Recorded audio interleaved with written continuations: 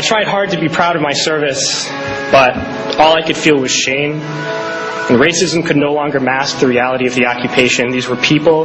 These were human beings. I've since been plagued by guilt anytime I see an elderly man, like the one who couldn't walk, who we rolled onto a stretcher and told the Iraqi police to take him away. I feel guilt anytime I see a mother with her children, like the one who cried hysterically and screamed that we are worse than Saddam as we forced her from her home. I feel guilt anytime I see a young girl, like the one I grabbed by the arm and dragged into the street.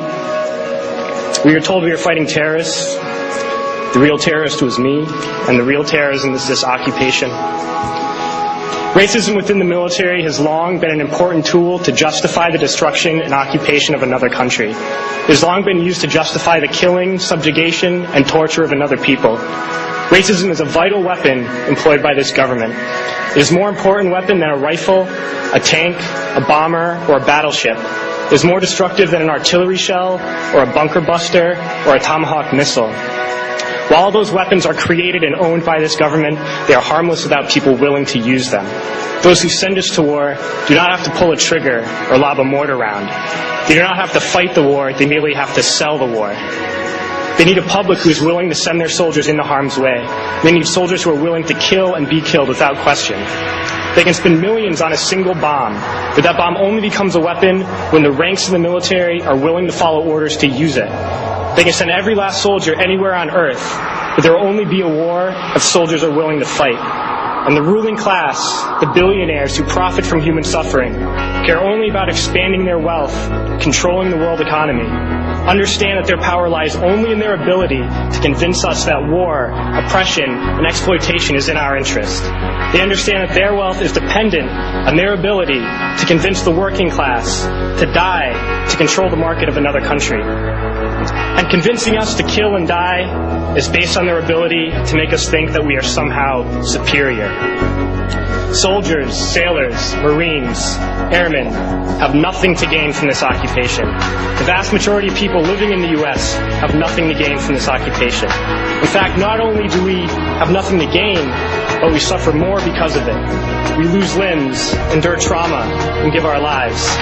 Our families have to watch flag-draped coffins lowered into the earth. Millions in this country without health care, jobs, or access to education must watch this government squander over $450 million a day on this occupation.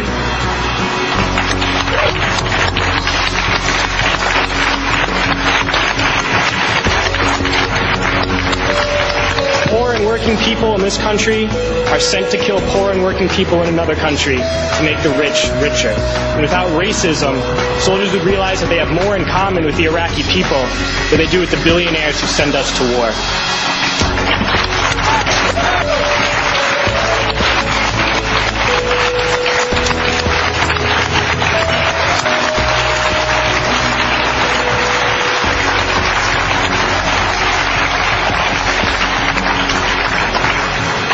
I threw families onto the street in Iraq, only to come home and find families thrown onto the street in this country, in this tragic and unnecessary foreclosure crisis.